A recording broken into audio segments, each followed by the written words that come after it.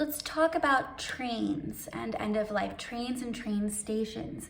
So this is a very, very common, extremely common metaphor at the end of life is talking about trains, getting on a train, being in a train station. Now, sometimes it can be hard to tell whether the dying person is dreaming about this or having a vision, because these kinds of metaphors typically happen closer to the end of life. Not the beginning of the process where people are talking about trains.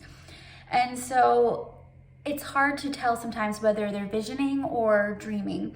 At this point, a lot of people tend to be sleeping a lot more, or could even be in and out of consciousness, and they might briefly mention something about a train or a train station. So being at a train station, or really any place that deals with transportation where a person can be picked up, dropped off, where there's a period of waiting, or a sort of, I guess, a liminal space, like a train station. Like there's a space that you're in and you can choose to come or go. These types of environments are very common at end of life. So with the train station, the idea is that you're waiting. Okay, you're waiting for something to happen, or you're waiting to make a choice. Are you coming or are you going?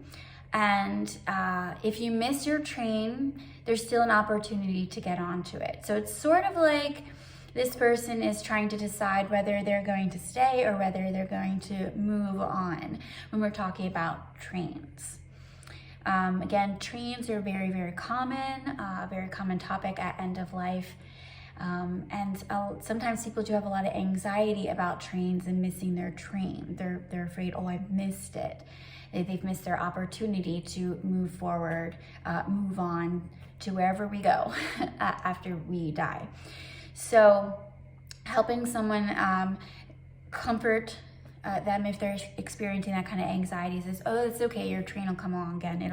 There's another one coming along later that you can get on. It can be very comforting. And as always, dismissing people does not help, but asking questions. Oh, what did the train look like? What time is the train supposed to come? When does the next train come? Which train are you going to get on? Which direction are you going?